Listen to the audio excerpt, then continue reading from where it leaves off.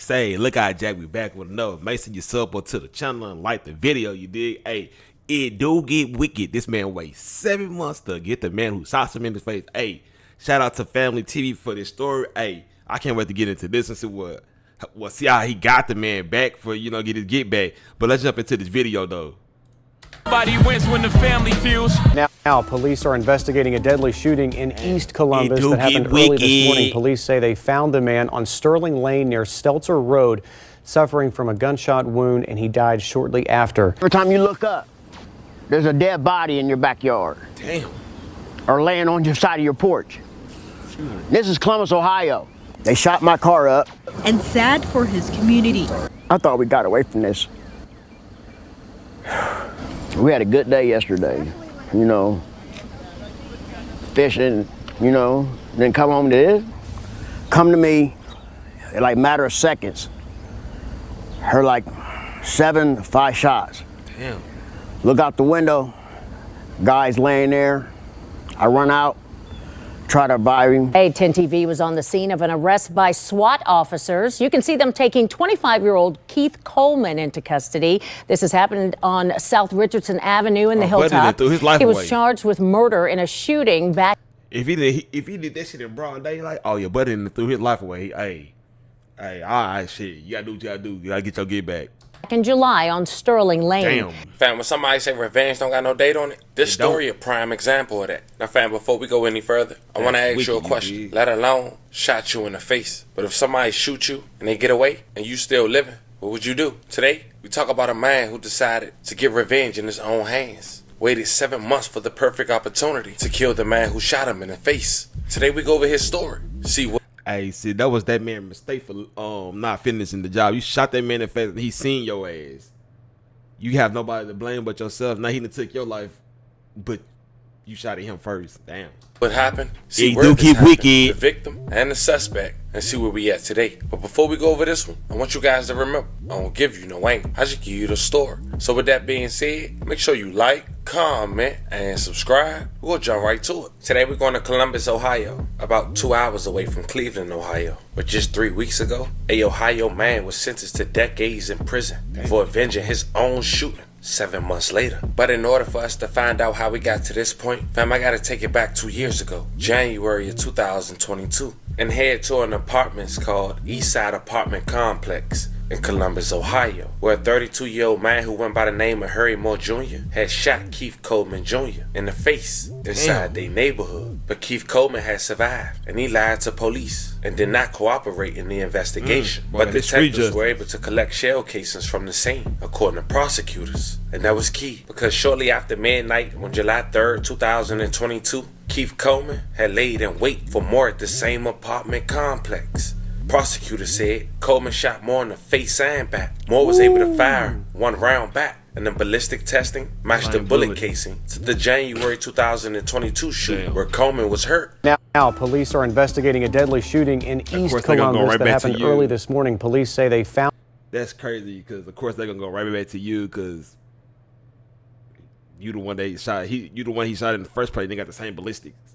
Like, for you to, I'm off holding on, bro, but you should have put a mask on or something, bro. Found the man on Sterling Lane near Stelzer Road, suffering from a gunshot wound, and he died shortly after arriving at the hospital. 10 TV's Kiana Deiches talked to neighbors who were there when it happened.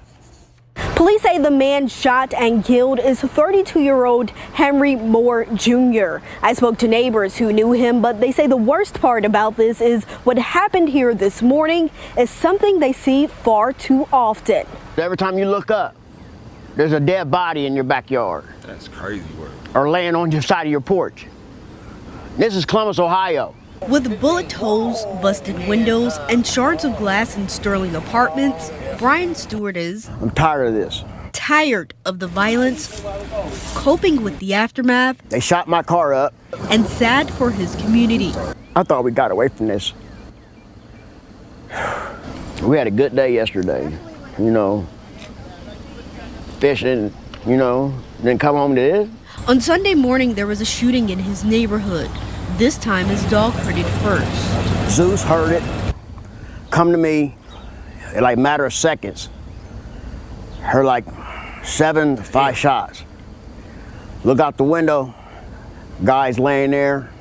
I run out, try to revive him. Police say the victim, Henry Moore Jr., was shot just before 12:30 in the morning. He was taken to Grant Medical Center where he died. Stewart says gun violence is shattering this community in more ways than one. I'm on a fixed income. I have to come out the pocket. That's not fair. It's not fair to citizens that we have to take this stuff over somebody's stupid decisions. Now this person or these people are never going to see the light of day. His plea to people committing the crimes. Y'all put these guns down. That's it. Put these guns down. This is the 65th homicide in Columbus this year, and police are still looking for the person who did this. Reporting in East Columbus, Kiana Dyches, 10 TV News. Now, Coleman didn't get arrested until 3 months later on October 13, 2022. And it wouldn't be until after he get arrested until the public was able to find out how he was able to get up with the guy who shot him in the face 7 months later and kill him. Today, 10 TV was on the scene of an arrest by SWAT officers. You can see them taking 25-year-old Keith Coleman into custody. This has happened on South Richardson Avenue in the Hilltop. He was charged with murder in a shooting back in July on Sterling Lane. 32-year-old Henry Moore Jr. died in that shooting. Coleman is scheduled to be arraigned tomorrow morning. Here's where we find out that detectives was able to get Keith's cell phone records and his online account. Bro, why do you motherfuckers take phones with you when you doing a drill, bro? That's the dumbest shit ever. Your cell phone is gonna ping off of towers. Why take a fucking boy? He was also pulled over a month after the shoot, August 24th, 2022, where apparently he was pulled over with some narcotics and a firearm. But that wasn't important to this case. The prosecutors wanted to point out that the vehicle that he was pulled over in was the same vehicle that was used the night of the murder. Now, Keith wanted to take it to trial, and one of the evidence that the prosecutors used was Columbus Police Detective Sean Taylor, who's an expert in digital forensics. And he was able to do a phone extraction to Keith's phone. And this is what they found. The phone and its contents will show that the defendant read an article about the murder at 3:24 a.m., the very same morning of the murder. And then later that same morning, started checking the municipal court website and the common plea website for its own cases. According to prosecutors, they believe... Hey, famo, if you wanted to do all that, you could have went to the library and looked it up. You looked that shit up on your phone. You're YN. You're dummy. You couldn't have went to the library. You couldn't have went to your T. Jones house and looked it up on her computer. Nah, because they could have still went to your T. Jones house. You could have just went to the library. You could have had a burner phone or something, fam. Look that up. You're a YN. You're a dummy. If he was checking to see if he had any cases against him.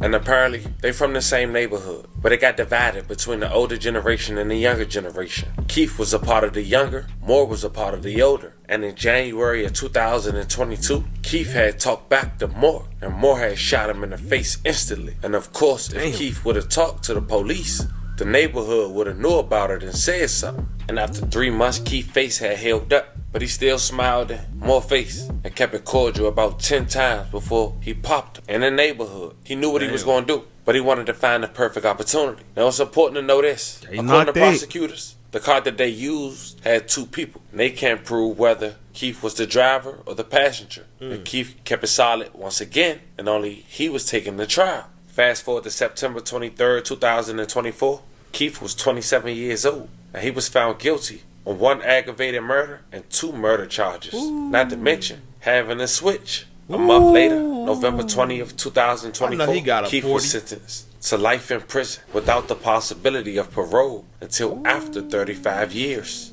And to think all this started because of neighborhood beef.